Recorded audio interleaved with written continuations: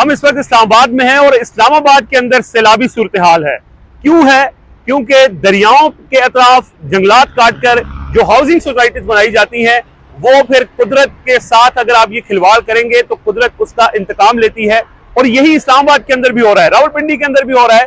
लेकिन इस्लामाबाद में खास तौर पर जो दरियाए सवां के अतराफ जितनी भी सोसाइटीज बनी है, अब उनमें पानी आ रहा है। आज सुबह का वाकया है, DHA सोसाइटी जो जाहिर है कि दरियाए सवां को काट कर बनाई गई है, वहां पर उस सोसाइटी के अंदर जो है वो हमने ये देखा कि एक कर्नल साहब अपनी गाड़ी लेकर निकले और वो अपनी बेटी के साथ उस गाड़ी में सफर कर रहे थे।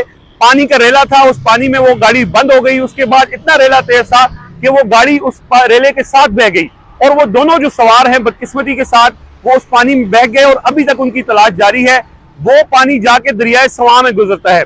एक वक्त था कि वो दरियाए सवां जो है ये बहुत बड़े एरिया में इसका जो पूरा बेट था, लेकिन उसको काट काट कर उसके इर्द गिर्द हाउसिंग सोसाइटीज बनाई गई और अब कुदरत उसका इंतकाम ले रही है। और वो हर रोज जब से मानसून होती है, बारिश का पानी आता है और जब दरिया के ऊपर पानी आता है तो वो हाउसिंग सोसाइटीज लोगों के घरों में दाखिल होता है। तो उसमें बहुत से आपने देखी होगी फुटेजेस भी, लोगों की गाड़ियां भी बह जाती हैं। कल इस्लामाबाद की सैदपुर विलेज में वहां पर जो कंस्ट्रक्शन हुई थी रास्तों में नालों के ऊपर, वहां पे पानी आया। कुछ अर्सा पहले E11 में जो नालों के ऊपर कंस्ट्रक्शन हुई थी वहां पे पानी आया, बहुत नुकसान हुआ।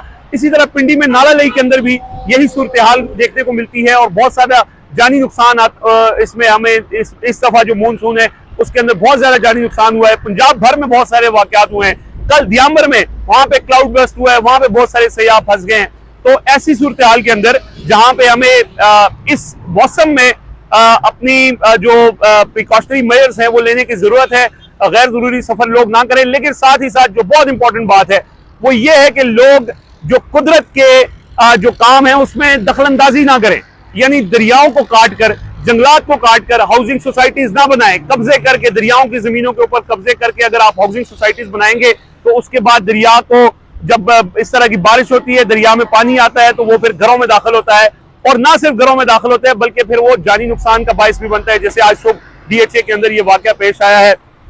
तो ये लोगों को भी देखने की जरूरत है और जाहिर है जहां पे हुकूमत की भी ये जिम्मेदारी है कि वो हाउसिंग सोसाइटीज को उन जगहों पे लाइसेंसेस ना दे कि जहां पे, या NOCs ना दे कि जहां पे वो पहाड़ों को काट के, दरियाओं को काट कर, ये जंगलात को काट कर जो है वो अपनी सोसाइटीज बनाई जाए। लेकिन जो ताकतवर लोग हैं वो इसी तरह करते हैं, जमीनें पहाड़ ले लेते हैं, जंगलात काट देते हैं, दरियाओं के तरफ कब्जा कर लेते हैं और उसके बाद वो हाउसिंग सोसाइटीज बनाते हैं और उससे फिर अल्टीमेटली लोगों के जानी नुकसान होता है। तो ये चीजें जो है वो हुकूमत के देखने की है, लेकिन बदकिस्मती ये है कि हुकूमत जो है वो उस तरह से जो उनको काम करना चाहिए वो नहीं करते।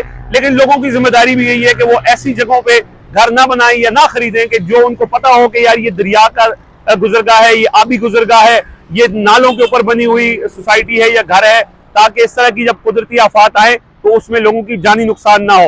तो बहुत ज्यादा केयरफुल रहने की जरूरत है। इस्लामाबाद हम पहुंच चुके हैं। इस्लामाबाद की एक्टिविटी साथ साथ आपको आगाह करते रहेंगे। और इस वक्त मैं इस्लामाबाद एक्सप्रेस वे पे मौजूद हूँ। आज बारिश हुई है तो बारिश के बाद वैसे ही इस्लामाबाद बहुत खूबसूरत हो जाता है। आप देखें कि ये रास्ता Faisal Avenue all the way Faisal मस्जिद अगर आपको नजर आ रही हो, तो अभी हम आगे सफर अपना जारी रखेंगे और साथ साथ आपको इस्लामाबाद की एक्टिविटी से भी आगाह करते रहेंगे।